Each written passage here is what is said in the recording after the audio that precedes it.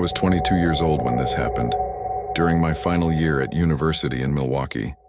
I was studying graphic design and working part-time at a coffee shop near campus, so my routine was completely chaotic. Most nights I stayed up late studying because it was the only time I could get enough silence to work on projects and finish assignments. At the time, I lived alone in an old apartment building near the Lower East Side area. It wasn't exactly dangerous, but it also wasn't one of the quietest places.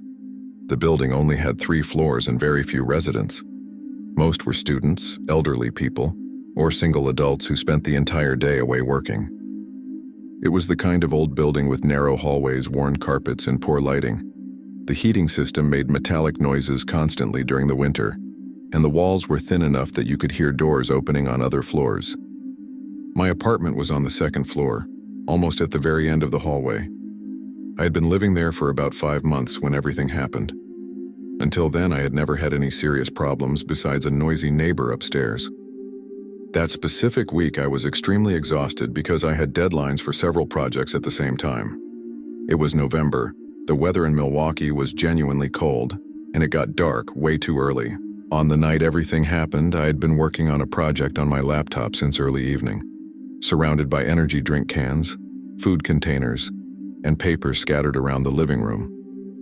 Around midnight, I realized the kitchen trash bag was overflowing and decided to take it to the hallway garbage bin before continuing to study. The 2nd floor hallway always gave me a slightly uncomfortable feeling at night. The lights were dim and one near the staircase had been flickering constantly for weeks without anyone replacing it. The old carpet muffled footsteps almost completely, so the entire floor felt unnaturally silent after 10 at night. When I opened my apartment door that night, I immediately felt the cold air coming from the hallway, because one of the staircase windows must have been open. The smell was also that typical old building winter smell: dust, overheated radiators, and a faint trace of cigarette smoke drifting from some distant apartment. I walked toward the garbage bin carrying the trash bag without paying much attention to my surroundings at first. The shared garbage bin was near the fire escape at the end of the hallway. I threw the bag inside, and when I turned around, I noticed someone standing near the opposite end of the corridor. The person was partially hidden in the darker area near the main staircase. At first, I assumed it was just some neighbor coming home late or waiting for the elevator, but I immediately felt something strange. The figure wasn't moving at all. I couldn't clearly see the face because of the poor lighting, only the shape of someone tall wearing dark clothing standing completely still facing my direction. I stood there for a few seconds trying to understand whether the person was actually staring at me or if it was just an illusion caused by the bad lighting. Then I heard a metallic pop from the heating system behind me and instinctively glanced to the side for a second. When I looked back, the figure seemed closer. At that moment, I thought I was probably overreacting because of exhaustion. I had barely slept in days, and that hallway always felt strange at night. I tried rationalizing it by telling myself the person probably just started walking while I looked away. Even so, I immediately felt that awful cold drop in my stomach when I realized I could now make out the shape more clearly. It was definitely a man, tall, thin, and wearing something dark that looked like a long coat or a heavy hoodie. The worst part was that he remained completely silent. No footsteps against the carpet, no visible arm movement, just standing there staring toward me. I froze for several seconds, holding the garbage bin lid, unsure whether I should simply go back to my apartment or pretend everything was normal. Then I heard a faint sound coming from the main staircase behind him, metal creaking softly.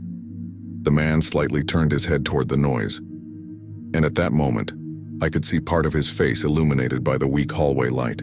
I didn't recognize him as any resident of the building, and there was something wrong with his expression. He didn't look drunk or confused. He looked too alert, like someone carefully studying another person. My heart started racing at that point. I immediately decided to return to my apartment without looking directly at him again. I walked quickly, trying to stay calm, but before reaching my door, I instinctively glanced back down the hallway one more time. My entire body went cold because he was much closer now. Close enough that I could hear faint breathing coming from that direction. I practically threw myself inside my apartment and locked the door immediately. My hands were shaking so badly I dropped my keys on the floor during my first attempt to lock it. As soon as I finally turned the deadbolt, I stood completely still, listening to the hallway outside. At first I heard nothing except the distant sounds of the building's heating system. I tried convincing myself maybe it was just some strange resident or someone waiting for a visitor. But then I heard footsteps. Far too slow. The carpet muffled almost everything, but I could still hear the soft sound coming down the hallway toward my apartment. One step, then another. Very slowly. Like someone walking with absolutely no hurry. My heart started pounding so hard I could hear it inside my head. The footsteps continued getting closer until they stopped directly outside my door. Then absolute silence. No knocking. No attempt to speak to me. Nothing. Just presence. I stood frozen in the middle of the living room trying to control my breathing while staring at the door. The entire apartment suddenly felt far too small. A few seconds later, I noticed something else. There was a shadow visible beneath the bottom crack of the door. Someone was actually standing out there, completely motionless. The weak hallway light clearly outlined the shape of feet, and it stayed like that for several minutes without a single sound. I don't know exactly how long I stared at that shadow beneath the door, but it felt like hours. It was probably only a few minutes. The worst part was the silence. If the person had knocked, spoken, or tried to force the door open, I think my brain could have processed it as a normal threat. But he simply stood there doing absolutely nothing. At some point I realized I was unconsciously holding my breath trying to hear any movement outside. Nothing. Not even fabric moving. Not even footsteps. Just that motionless shadow blocking part of the hallway light. I slowly grabbed my phone, trying not to make noise, and considered calling the police or the building manager. But while searching for the manager's number, I heard a very soft sound coming from the door. Like fingernails or fingertips slowly dragging across the wood from the outside. My entire body broke into chills instantly. The sound continued for several seconds, slowly scraping, then silence again. That was when I texted my friend Jenna, who lived a few neighborhoods away, quickly explaining that there was a strange man standing outside my apartment. She replied almost immediately asking if I wanted her to call the police. While typing my response, I heard something worse. A faint metallic sound coming from the doorknob. It wasn't someone trying to force entry.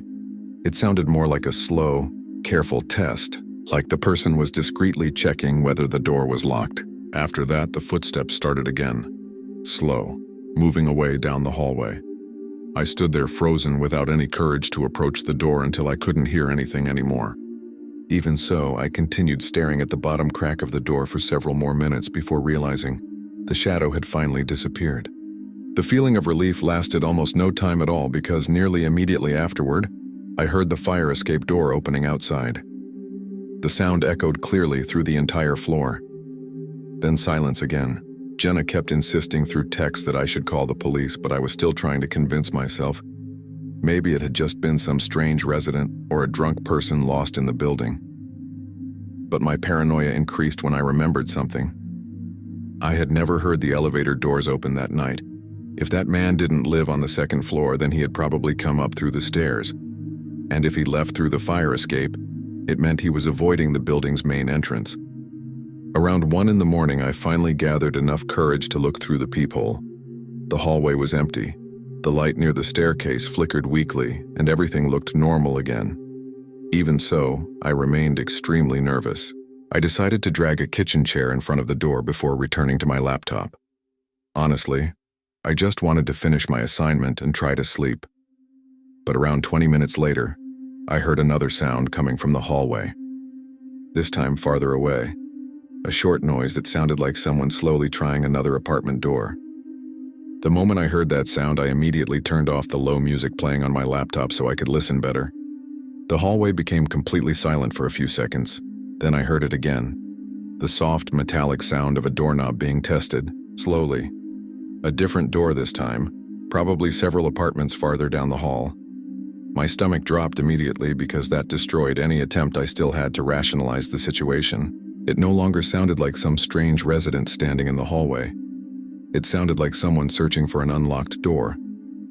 I grabbed my phone and sent another message to Jenna saying, maybe I really did need to call the police. While typing, I heard footsteps again, very slow. The sound moved through the hallway back toward my apartment. My heart started racing at an insane level because now I knew exactly where it was going to stop. The footsteps halted in front of my door for the second time that night. Then complete silence again. I stood frozen in the middle of the living room, staring directly at the entrance while my hands shook holding the phone. A few seconds later, I heard a faint sound near the bottom of the door, like fabric brushing against the carpet. I slowly approached, barely breathing, and saw something gradually sliding through the crack beneath the door. Paper. Someone was pushing a small folded piece of paper into my apartment. My whole body turned cold. I waited several seconds without the courage to touch it. When I finally picked it up, I realized it was a torn piece of notebook paper. Trembling, I unfolded it carefully. There was only one sentence written in crooked handwriting. "You should close the kitchen window curtain." The moment I read that, I felt a real physical shock because the kitchen window was located at the back of the apartment, far from the front door, and impossible to see from the hallway. That meant whoever it was had been watching my apartment from somewhere else before coming up to my floor. I immediately ran to the kitchen and shut the curtain so fast I nearly ripped it off the rail. Before fully closing it, I briefly looked outside and could partially see the building's back parking lot illuminated by a weak streetlight. There was a figure standing near the back fence staring at the building. I couldn't make out the face or clothes properly because it happened too quickly, but it looked like someone tall wearing a dark hoodie. I ran back to the living room feeling my legs genuinely weak. By then, Jenna was practically forcing me through text to call the police. I finally gave in and made the call. 2 officers arrived around 20 minutes later. I explained everything, showed them the note, and described the man in the hallway. One officer seemed to take the situation seriously, but the other clearly thought I was exaggerating because of anxiety or paranoia. They checked the hallway, the back parking lot, and the fire escape. They found nobody. The worst part happened before they left. One of the officers asked if I knew a man named Richard Vale. I said no. Then he briefly showed me a photo on his phone of a thin man wearing a dark coat. It was the same man from the hallway. The officer explained that Richard was a long-time local resident with a history of break-ins and stalking, but said he would disappear for long periods of time. When I asked where he currently lived, the officer hesitated for several seconds before replying with something that made me feel even worse. Officially, nowhere. Then they left after simply advising me to keep my doors and windows locked. After the officers left, I practically couldn't function normally inside that apartment anymore. The whole building felt different, smaller, quieter. I spent the rest of the night sitting on the couch with every light turned on and a kitchen knife beside me on the table, which sounds ridiculous now, but at the time it was the only thing that gave me even the slightest sense of control. I kept staring constantly at the crack beneath the door, expecting the shadow to appear again. Sometime around 3 in the morning, I heard fast footsteps running up the building's fire escape stairs. My entire body froze instantly. A few seconds later, I heard the metal stairwell door open into the second-floor hallway. I sat motionless, listening. No other sounds followed. No footsteps. No voices. Just silence. That made things even worse because it felt like someone had simply entered the hallway and stopped there again. I finally gathered enough courage to carefully look through the peephole. At first, the hallway appeared empty. The light near the staircase still flickered weakly, but then I noticed something that nearly made me fall backward. There was someone standing perfectly still in the blind spot between my door and the hallway wall.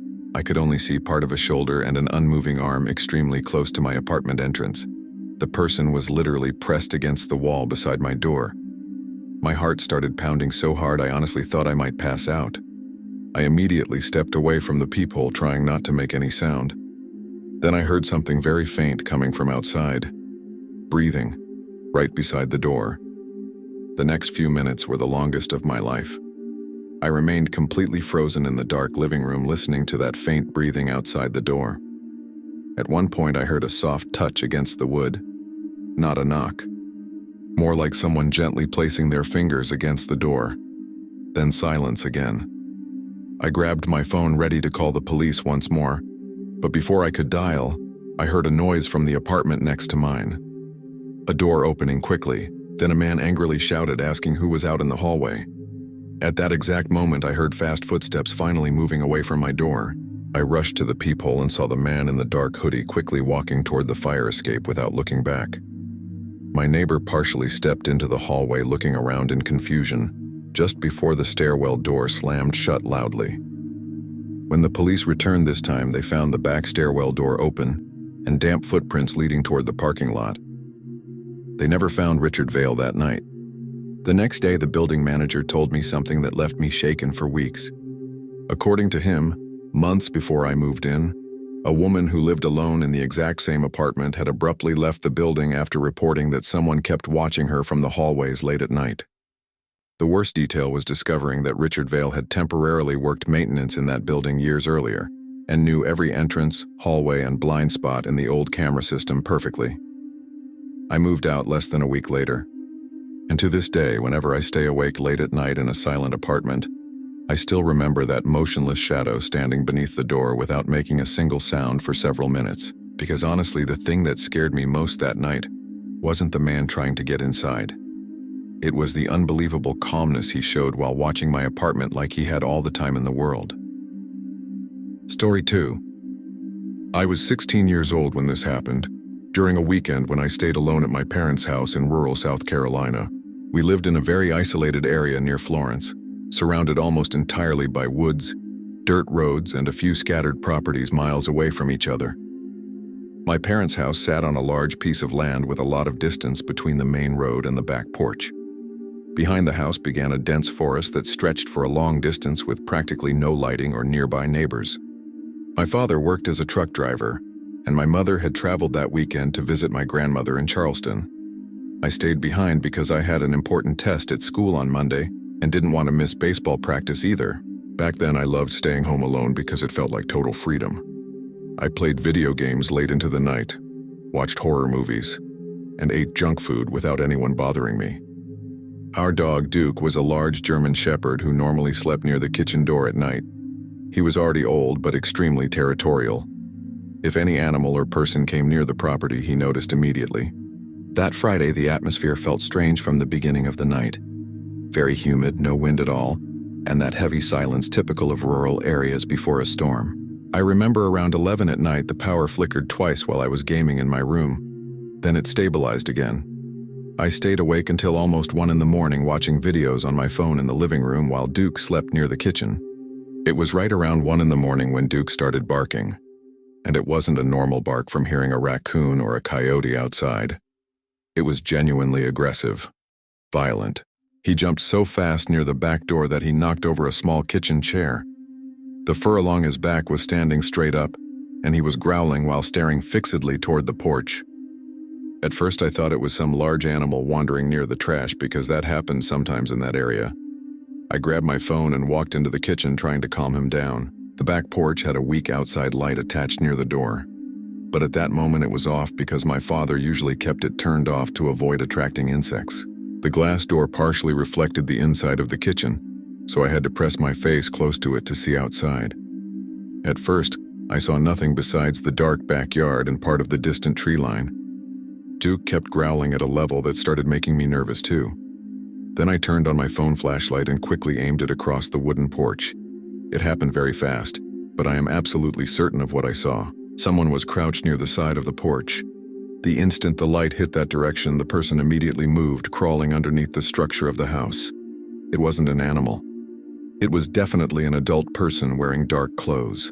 I clearly saw an arm and part of a face before the figure disappeared into the darkness beneath the porch. My entire body went cold instantly. I stepped backward so fast I nearly dropped my phone. Duke started barking even harder, scratching at the door like he wanted to attack something outside. At that moment, my brain tried finding any rational explanation before accepting what I had seen. I thought maybe it was some drunk neighbor, someone searching for a lost dog, or even a thief trying to steal tools from my father's shed. But none of those possibilities explained why the person threw himself under the porch the second he saw the flashlight. The worst part was that our house was raised slightly above the ground because of the uneven terrain. So there really was a dark space beneath the kitchen and porch where someone could hide. Duke was completely out of control. He growled so intensely that saliva dripped from his mouth while he stared at the back door without looking away for a second. I immediately grabbed my father's rifle, which was stored unloaded in the laundry room closet. I had never handled it alone before, but at that moment it felt better than standing there defenseless. Trembling, I moved to the side kitchen window, trying to look beneath the porch without opening the door. I could only see darkness and some old boxes stored underneath the house. The air outside felt far too heavy. There were no insects chirping and no wind in the trees, just Duke barking and my heart pounding absurdly hard. At one point I thought about immediately calling my father or the police, but part of me still felt embarrassed by the possibility that I was overreacting because of some random creep hiding on the property. So I made the worst possible decision. I decided to pretend I hadn't seen anything and go back inside, hoping the person would leave on his own. I turned off the kitchen light, trying not to show movement near the back door. Then I brought Duke into the living room, but he refused to move away from the direction of the kitchen. He kept staring fixedly toward the hallway, growling quietly every now and then. I sat on the couch pretending to scroll through my phone while listening for any sounds outside. The first few minutes were unnaturally silent. Then I heard the first noise, knock, low, sharp, coming directly from beneath the kitchen floor. My whole body froze instantly. A few seconds later I heard it again. Knock. It sounded like someone lightly tapping the wood from underneath the house. It wasn't random pipe noise or wood creaking. It was too rhythmic. And the worst part was realizing the sound moved as I moved. When I stood up from the couch and walked toward the hallway, I heard another knock coming from directly beneath that part of the house. I took a few more slow steps, and the sound followed underneath the floor again. Knock, knock, like someone was crawling beneath the house, following my movements room by room. Duke started barking even harder at that moment, running into the kitchen and scratching the floor near the sink. My stomach genuinely dropped because there was no rational explanation left anymore. I grabbed my phone and immediately called my father. The call dropped twice because of the terrible signal in the area. When I finally got through, I explained too quickly that someone was hiding underneath the house. My father went silent for several seconds before asking if I was absolutely sure. And while I answered, I heard a much louder bang directly beneath my feet in the kitchen, loud enough that the glasses inside the cabinet rattled. My father completely changed his tone of voice when he heard that bang through the phone. He told me to lock every door immediately and said he was pulling off the road to drive back home, but it would still take at least 40 minutes to arrive. He also told me to call the county sheriff without wasting time. As soon as I hung up, I locked the front door, the back door, and even the laundry room entrance leading to the side yard. Duke kept pacing through the kitchen, letting out low growls. I could hear the wooden floor creaking beneath his paws, making the silence in the house feel even heavier. I called the local sheriff's office and quickly explained what was happening. The man who answered sounded sleepy at first, but became more alert when I mentioned someone possibly hiding beneath the house. He said he would send a patrol car as soon as possible because only 2 deputies were covering that area during the night. After that, I was left alone waiting. And honestly, that was the worst part. The sounds continued, not constantly, but spaced out enough to keep me in a state of complete panic. Sometimes there would be a faint knock near the kitchen, then silence, then a soft scraping sound beneath the hallway floor. At one point, I clearly heard something dragging against the wood beneath the bathroom. It sounded like someone slowly moving, using their arms to crawl through the narrow space under the house. The smell of damp dirt started drifting into the kitchen too, probably because the back door didn't seal properly. I sat in the living room holding my father's unloaded rifle and trying to hear any sounds coming from the road.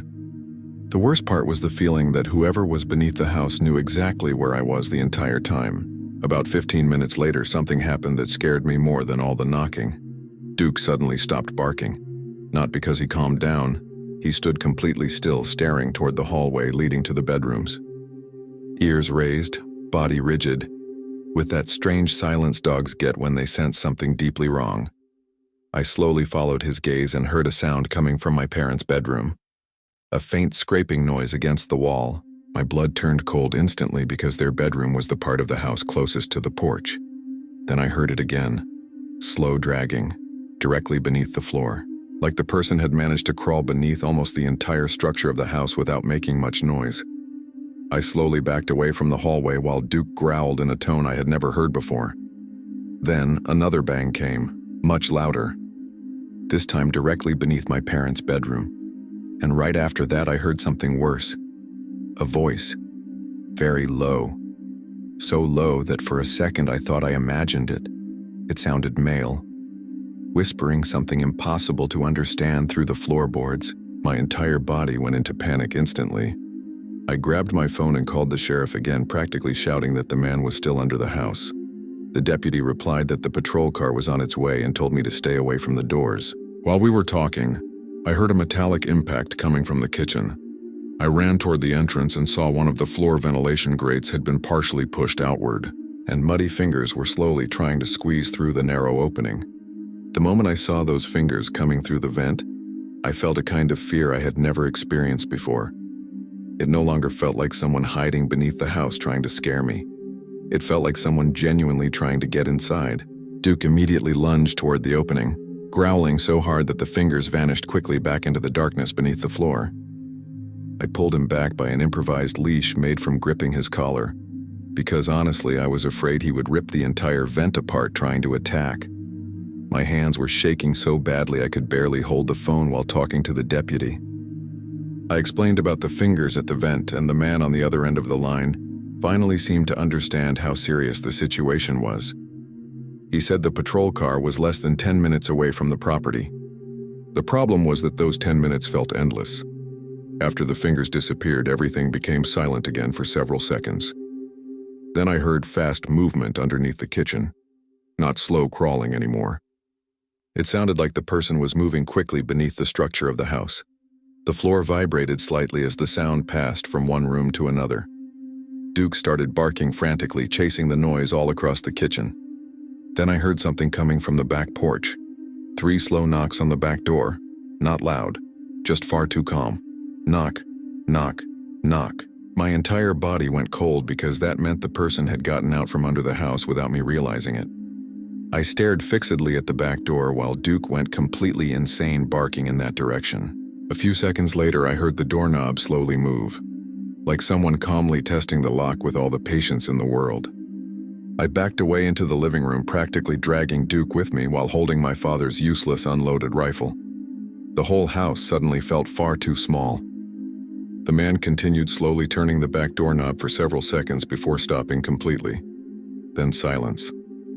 No footsteps. No noises in the yard. Nothing. That was what scared me most. It felt like he had simply disappeared again. I stood there listening until I finally saw headlights cutting through the trees at the front of the property. The sheriff's patrol car came speeding down the dirt road, throwing dust and gravel into the air.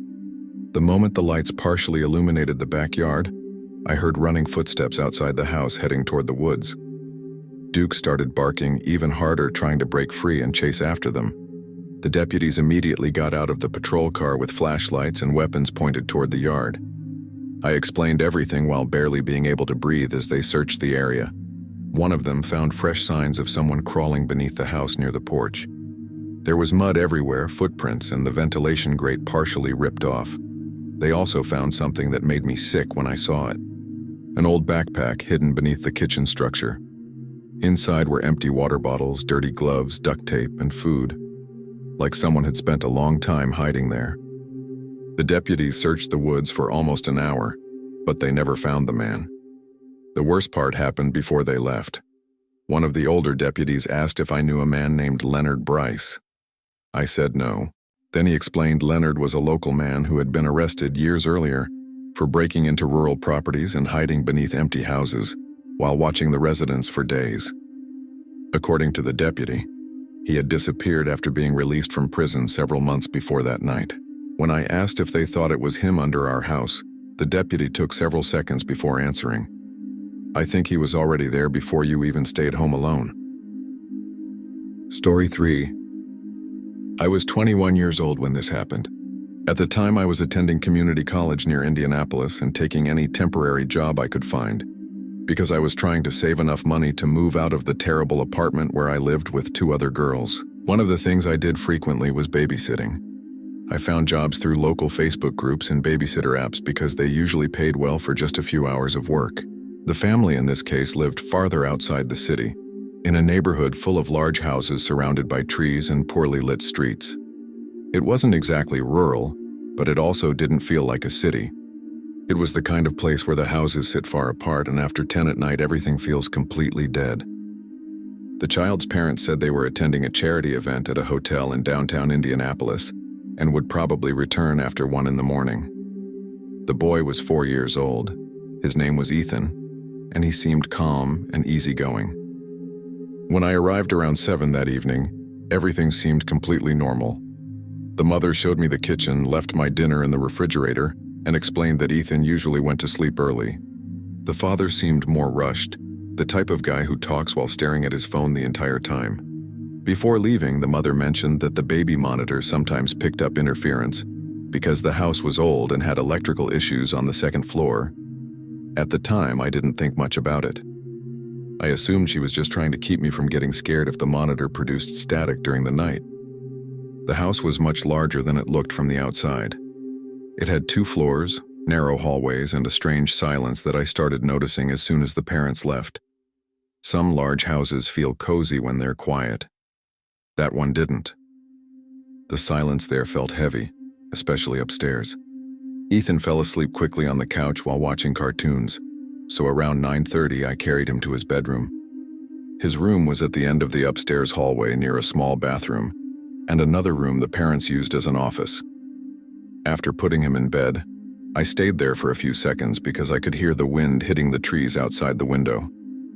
The room had a very dim blue nightlight near the dresser, while the rest stayed almost completely dark. When I went back downstairs, I brought the baby monitor with me and sat in the kitchen scrolling through my phone. Around midnight, the house started making those normal sounds of wood creaking because of the temperature. But at one point, I heard something different coming through the monitor. At first, it sounded like static, then a low sound, almost like someone breathing very close to the device. The transmission cut in and out for several seconds, and then I heard a very quiet male voice. I couldn't clearly understand the words. It sounded like continuous whispering, like someone speaking close to the microphone while trying not to make noise. I remember my stomach turning cold immediately, but I still tried to rationalize it by remembering the interference the mother mentioned earlier. I turned up the monitor volume, trying to better understand what I was hearing. At first, I thought maybe it was some crossed signal from another device in the neighborhood because I had heard stories about that happening with older monitors. But it didn't sound like normal conversation. The voice was too low, muffled, and sometimes seemed much too close to Ethan's room. There were moments when I swore I could hear breathing between the words. I spent several minutes standing at the kitchen counter staring at the monitor while the static came and went. The rest of the house was completely silent besides that. No television on, no cars passing outside, nothing. The microwave clock read 12:17 when I heard a sharp sound coming from upstairs, like wood creaking under weight. It wasn't the kind of random settling noise houses make. It sounded like a single footstep. I froze instantly. My first reaction was thinking Ethan might have woken up and climbed out of bed. I grabbed the monitor and walked upstairs, trying not to make any noise. I still remember the feeling of the cold wood railing beneath my hand and the colder air on the second floor. The hallway was completely dark because I had turned the lights off earlier. The only illumination came from the blue light inside Ethan's room at the far end of the hall, and that was when I noticed his bedroom door was partially open. I had left it nearly shut before going downstairs. Now it was open wide enough that I could see part of the bed. At that moment, my heart started pounding so hard I could feel it in my neck. I stood there for several seconds trying to hear something before entering the room.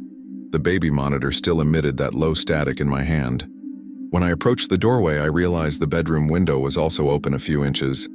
That immediately made me nervous because I clearly remembered closing it before leaving the room. At that time, it was very cold at night in Indiana, so the wind coming through the opening made the curtain move slowly. Ethan was still asleep in bed, turned on his side, hugging a blanket. I walked straight toward the window, thinking maybe the parents had accidentally left it unlocked. When I touched it, I felt the cold metal latch lifted open. That was when I heard a sound behind me in the hallway. Fast footsteps. Not slow. Not wood creaking. Actual running footsteps.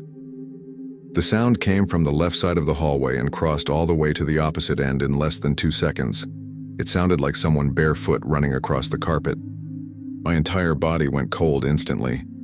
My reflex was to immediately grab Ethan into my arms. He woke up startled and started complaining sleepily while I tried to remain quiet, listening for any other sound. Then I heard something else, heavy, short breathing coming from somewhere upstairs beyond the hallway. Like someone trying to control their breathing in the dark. At that moment, I genuinely believed someone was inside the house. It no longer felt like paranoia or interference. Ethan started getting restless in my arms, asking what was happening. But I only told him to stay quiet because my brain was desperately trying to decide what to do. My first instinct was running straight downstairs, grabbing my phone and getting out of the house. But the idea of crossing that dark hallway knowing someone might be hiding there completely froze me. I stayed inside the bedroom for several seconds, trying to hear any movement. The wind coming through the window made a faint sound in the curtain, and the monitor kept producing static in my hand. Then I heard another noise. This time it sounded like something lightly brushing against the hallway wall, very slowly, like someone trying to move without making noise. I felt an awful cold sensation in my legs and started breathing too fast. Without even realizing it, I shut the bedroom door and locked it. The problem was that it didn't make me feel safer. In fact, it made me realize I was trapped upstairs. Ethan started quietly crying because he probably sensed my panic. I tried calming him by saying everything was okay, but my voice came out trembling. I pulled my phone from my pocket and realized I barely had any signal inside the room. That made everything worse. I remember walking closer to the door trying to listen, and that was when I heard a floorboard creak directly outside. Very close. So close it sounded like someone was literally standing on the other side of the door. I stood completely still holding Ethan while trying not to make a sound. The room was almost completely dark and I could hear my own breathing echoing in the silence. A few seconds later there was a faint noise at the doorknob. It wasn't someone trying to force the door open. It was worse than that. It sounded like someone slowly testing it to see if it was locked. The handle moved slightly and stopped. I felt Ethan clutching my shirt because he heard it too. Then silence again. Total silence. I think that was the worst moment of the entire night because my mind started imagining someone standing outside listening to us breathe. I grabbed my phone again and managed to call 911 before the signal dropped once more. I spoke very quietly to the operator because I was afraid the person outside might hear my voice in the room. I quickly explained that I thought someone was inside the house and gave the address. She told me to stay locked in the room until police arrived. The problem was, I had no idea how long that would take because the area was so isolated. I remained standing near the bed trying to hear any movement outside. After maybe a minute, I heard footsteps again in the hallway, but this time they didn't run. They walked slowly toward the opposite end of the second floor. Then I heard a door gently close somewhere in the house. After I heard that door close, everything became quiet in a way that felt wrong. Not the normal silence of late at night. It felt like the entire house was waiting for something. I kept holding Ethan near the wall farthest from the door, because my mind was convinced the person was still upstairs. Ethan had started silently crying into my shoulder, which made me even more desperate because I needed to keep him calm. The baby monitor finally went silent, but that didn't help at all. In fact, the complete silence made me even more nervous. A few minutes later, I heard a sound coming from downstairs. Very faint at first. It sounded like a drawer slowly opening. Then another metallic sound like someone touching pots and pans in the kitchen. I remember immediately looking at the clock on my phone. It still wasn't even 1 a.m. The police still hadn't arrived. No sirens. Nothing. I considered trying to escape through Ethan's bedroom window, but when I approached it, I realized the drop to the ground was higher than it looked, especially while carrying a child. Besides that, the backyard was almost completely dark and surrounded by tall trees. I couldn't stop thinking there might be more than one person outside. While trying to decide what to do, I heard another sound that sent chills all the way through my scalp. Quiet laughter. Very quiet. Coming from downstairs. It didn't sound like normal laughter during conversation. It sounded like two people whispering and laughing while trying not to be heard. That was when I became absolutely certain this wasn't some random intruder looking to steal things from the house. Because nobody stays that quiet inside an empty house without knowing exactly what they're doing.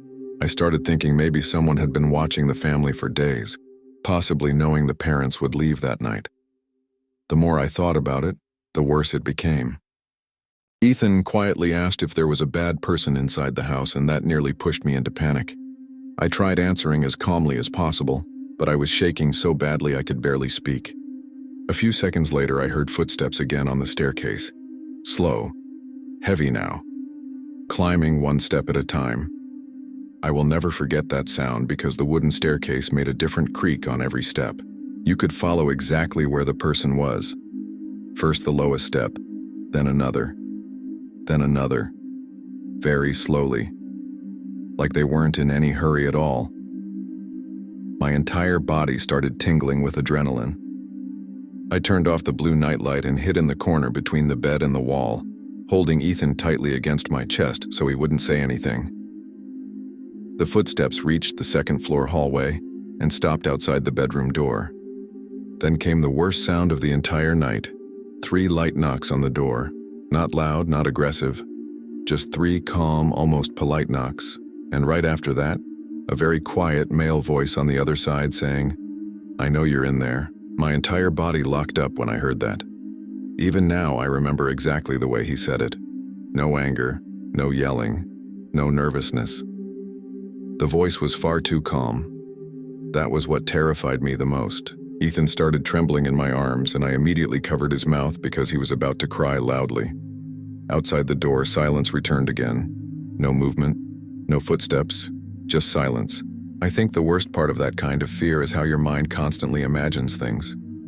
I couldn't stop thinking maybe he was looking beneath the crack under the door, or standing against it listening to us breathe.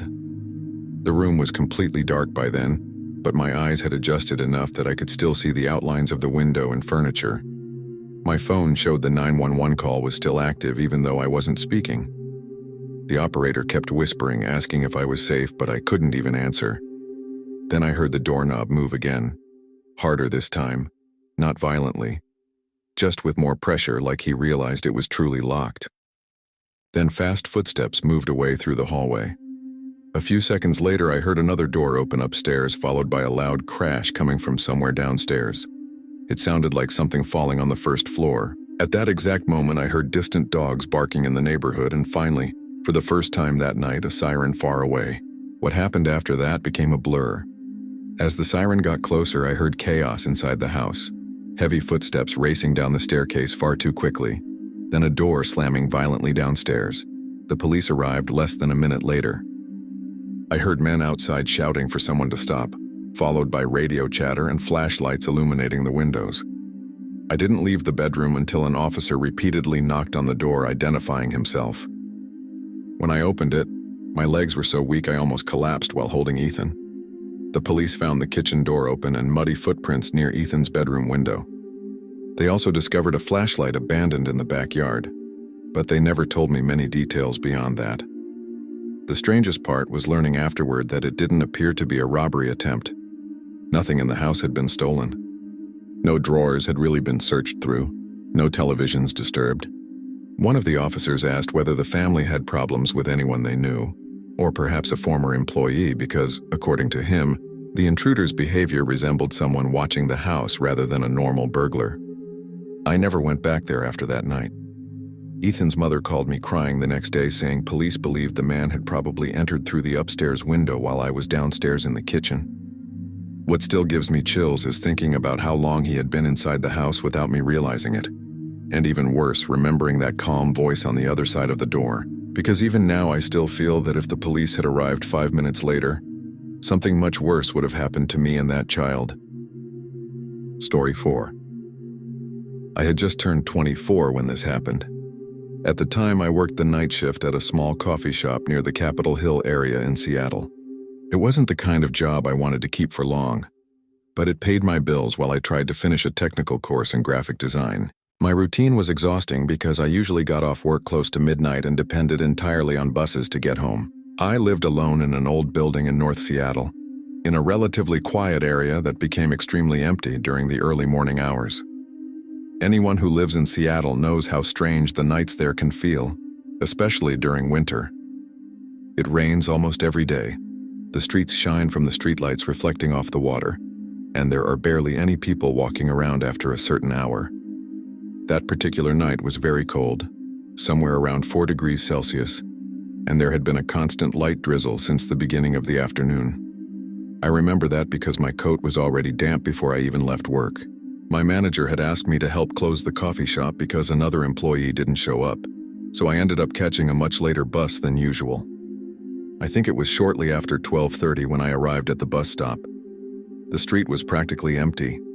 The only sounds were distant cars driving along the wet avenue and the constant noise of light rain hitting the metal roofs of the closed shops. When the bus arrived, it was already almost empty. I think there were about 4 people inside besides the driver. A man sleeping near the front, an older woman using her phone, and another guy wearing headphones sitting across the aisle.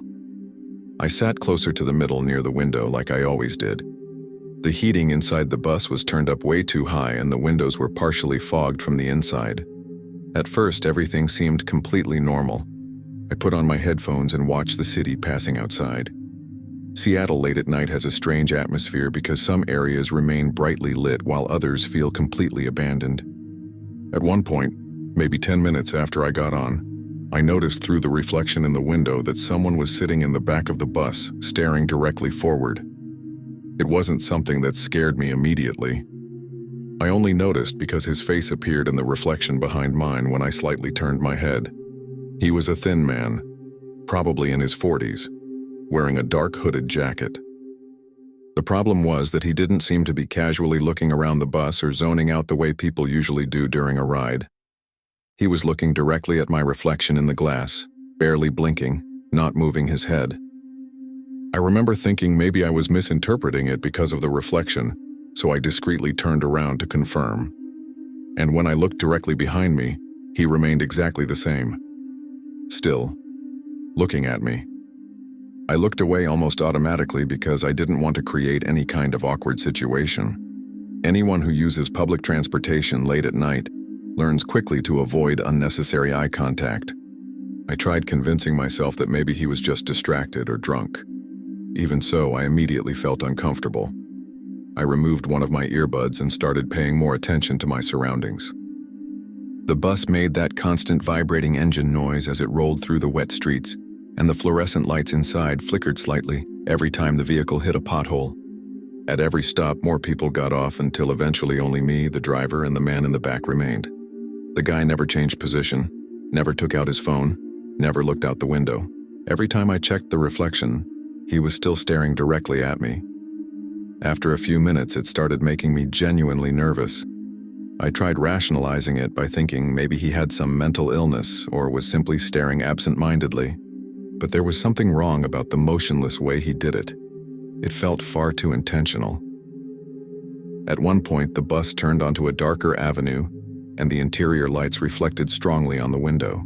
That was when I got a better look at his face through the reflection. His skin looked very pale and exhausted, like someone who hadn't slept in days. And the worst part was that he never looked away even when it became obvious I knew he was staring at me. I started tracking the bus stops on my phone because I wanted to get off as close to my building as possible without having to walk alone for very long. The rain had gotten heavier and the streets were almost completely empty in that area. When there were about 2 stops left before mine, I pressed the stop button and noticed in the reflection that the man leaned slightly forward for the first time since I had boarded. It was a small movement, but my stomach instantly turned cold. I watched discreetly while the bus slowed down and he remained seated. When the doors opened, I got off quickly without looking directly behind me. The cold wind hit my face immediately, and I remember the feeling of the drizzle running down the collar of my coat while I crossed the street. My building was about a 2-minute walk from there. I kept walking, trying to act normal, but the uneasy feeling wouldn't go away. After turning the first corner, I glanced back, expecting to see the bus driving away empty. But instead, the man was standing on the opposite side of the street, motionless, standing in the rain. The distance made it impossible to clearly see his expression, but I could tell he was staring at me again. And the strangest part was that I never saw him get off the bus. At that moment, my body entered a strange state of alert I had never felt before. It wasn't a quick scare. It was that heavy sensation that something was genuinely wrong.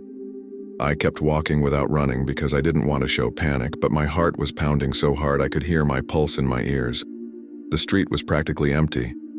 There was only the sound of light rain, a few distant cars, and the noise of my soaked sneakers against the sidewalk. When I looked back over my shoulder again, he was still standing on the other side of the street. He wasn't smoking, checking a phone, or doing anything at all, just watching me. I tried convincing myself maybe it was coincidence. Maybe he lived nearby too. But there was something deeply wrong about how motionless he remained. I quickened my pace and finally reached the entrance of my building. It was an old building with an electronic entry system controlled through a phone app. Normally I hated it because it constantly glitched, but that night I was desperate for the door to open quickly. While pulling my phone from my pocket, I glanced back toward the street again. The man was no longer where I had seen him seconds earlier. That scared me even more. My hands were shaking as I pressed the app against the reader and hurried inside the lobby. The moment the door closed behind me, I heard a loud sound outside, like someone stepping quickly toward the entrance.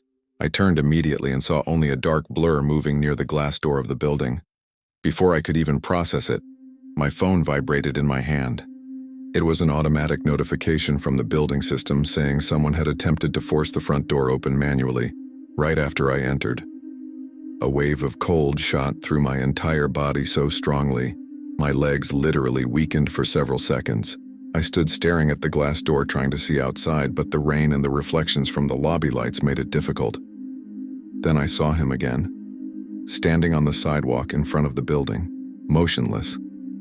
Water streamed down the hood of his jacket while he stared directly at the entrance. I practically ran upstairs to my floor and didn't stop until I locked my apartment door. My apartment was small, a simple studio with one window facing the main street. The first thing I did was turn off the lights and discreetly look through the blinds. After several seconds searching through the darkness, I spotted him again across the street, still standing there. It was absurd because several minutes had already passed since I entered the building. A normal person would have left by then. I kept watching without breathing properly until I realized he had started crossing the street slowly toward the building. I stepped away from the window immediately when I saw him crossing the street. My first instinct was to call the police, but at the same time, part of my mind was still trying to find a rational explanation for everything. I kept bouncing between, this is just a weird guy and something is seriously wrong. The problem was that my body seemed to understand before my mind did.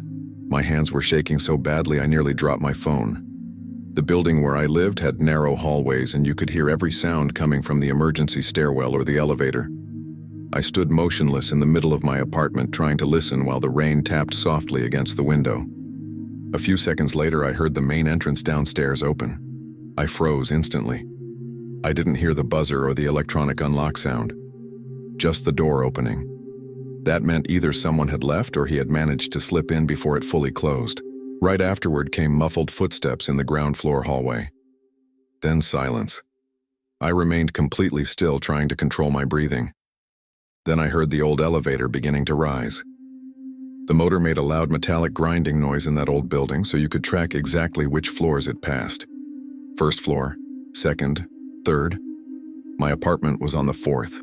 When the elevator started slowing near my floor, I felt such intense panic that for the first time that night I seriously considered escaping through the fire exit window at the end of the hallway.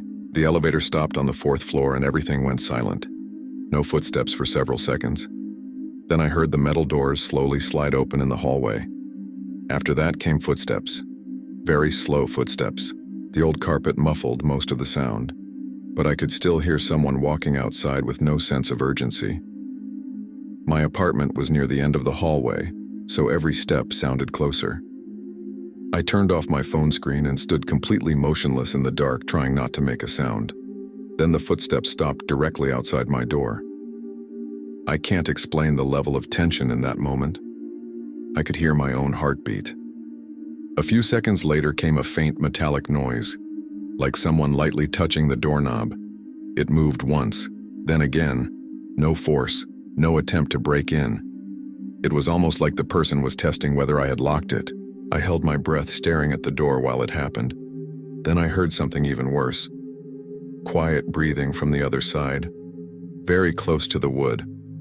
Like someone was literally standing with their face pressed against the door listening to the inside of my apartment. I slowly reached for my phone to call 911, but before I could even unlock the screen, I heard 3 light knocks on the door, and immediately after that, a calm male voice saying, "I saw where you live now." The moment I heard that, such intense panic hit me that my entire body started tingling. He no longer felt like some random strange man. He felt like someone enjoying terrifying me. I think that was what affected me the most, the calmness in his voice. There was no anger, no urgency. He didn't sound drunk or unstable. He sounded completely aware of what he was doing. I finally managed to call 911 and started speaking quietly while explaining there was a man outside my apartment. While talking, I kept hearing small sounds at the door. First the doorknob moving again, then something lightly scraping against the wood, like fingernails or metal. The dispatcher asked for my address and whether he was trying to get inside. Before I could answer, I heard his footsteps slowly moving away down the hallway. Not running. Not frightened, just calmly leaving. I stayed on the phone with absolutely no courage to approach the door. A few seconds later, I heard the metallic elevator doors open again somewhere down the hall, followed by total silence. The dispatcher instructed me to remain locked inside until police arrived. I sat on the kitchen floor clutching my phone while trying to hear anything from the hallway. I think the officers took about 8 or 10 minutes to arrive, but it felt like 40. When they finally knocked and identified themselves, my legs were so weak I could barely stand. They searched the entire building, the emergency stairwell, the parking lot, and the surrounding streets, but the man had already disappeared. At first, the police treated it as stalking or intimidation, but one of the things that disturbed me most happened shortly afterward. One of the officers asked whether I had recently shown my address on any rideshare app or social media, because, according to him, the man seemed to already know exactly where I lived before he entered the building. I couldn't sleep that night, or properly sleep the following week either. The worst part came 2 days later when the building manager called me because they wanted to review the lobby security footage with me. The cameras showed me running into the building around 12:58 in the morning. About 7 seconds later, the man appeared running toward the entrance before the door fully closed. But there was one part of the footage that made me physically sick when I saw it. Before I had even looked back on the street, he had already gotten off the bus at the same stop as me. He had been following me from the moment I stepped off the vehicle, and the exterior street cameras showed something even worse. While I struggled with the app trying to open the building door, he stood hidden behind a tree watching me, waiting for me to enter first. After that night, I started taking Uber whenever I got off work late, even though I couldn't really afford it. And even today, whenever I'm alone on an almost empty bus late at night, I still feel that same discomfort whenever I notice someone staring for too long. Because I never found out who that man was or what he actually wanted. I'm really grateful for staying until the last minute. It's always good to know that you're here, listening to every detail. If you liked it, comment which part was the scariest for you. And of course, sign up to keep listening to stories as dark as this one. See you in the next video.